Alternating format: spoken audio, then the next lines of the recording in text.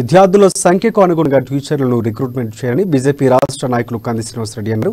ఆదిలాబాద్ పట్టణంలోని కేఆర్కే కాలనీలో గల ఉర్దూ మీడియం పాఠశాలలో ఆయన సందర్శించారు. పాఠశాలలో తగినంత మంది ఉపాధ్యాయులు లేక విద్యార్థులు పడుతున్న ఇబ్బందులు గమనించారు. ఆయన వెంటనే స్పందిస్తూ తరగతి గది నుండి డీఈఓకు ఫోన్ చేసి సమస్యలు వివరించారు. తక్షణమే ఉపాధ్యాయులు నియమించేలా చర్యలు చేపట్టాలని కోరారు. పేద విద్యార్థులు చదువుకునే ప్రభుత్వ పాఠశాలలు మరింత బలోపేతం చేయాల్సిన అవసరం ఉందని ప్రభుత్వాన్ని డిమాండ్ చేశారు.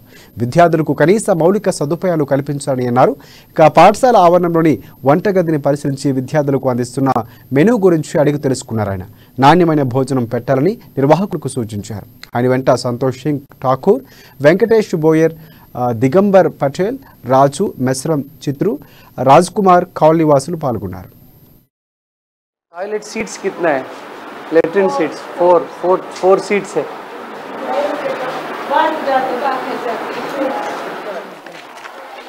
आइए दीदी, आप भी आइए.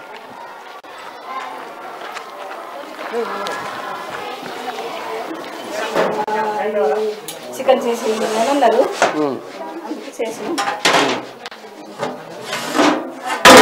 कर दे कर दे.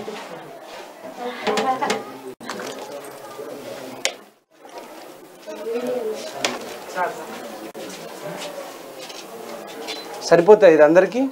ఇంకా ఒక భగవన్ ఉంది కదా 435 మంది ఉన్నారు.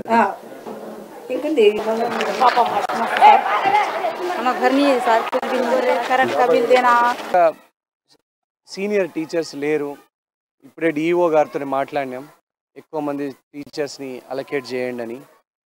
సో మరి గవర్నమెంట్ పట్టించుకోవట్లేదు, గవర్నమెంట్ స్కూళ్ళ మీద ఇన్వెస్ట్ చేయట్లేదు.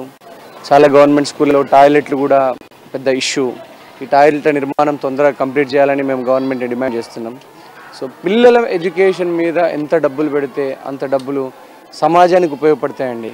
మనం పిల్లల మీద తప్పకుండా మనం ఖర్చు పెట్టాలా, వాళ్ళకి మంచి భవిష్యత్తుని ఇవ్వడం కోసం. ఆ 317 జీవో వల్ల అనేక ఉపాధ్యాయుల కుటుంబాలు డిస్టర్బెన్స్ అయినాయి.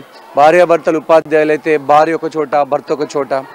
సో ఆ 317 జీవోని తక్షణం రద్దు చేయాలా, ఆ తర్వాత ఉపాధ్యాయుల్ని తక్షణం నియమించాలా, కొత్త రిక్రూట్మెంట్ తీసుకురావాలా, సీనియర్ టీచర్స్ని రిక్రూట్మెంట్ చేయాలా, ఆ తర్వాత డిఎస్సిని కూడా తీసుకురావాలా. గవర్నమెంట్ స్కూళ్ళ మీద పునర్జీవనం చెందించకపోతే ఇప్పుడు అమెరికా లాంటి దేశాలల్లో 1వ క్లాస్ నుంచి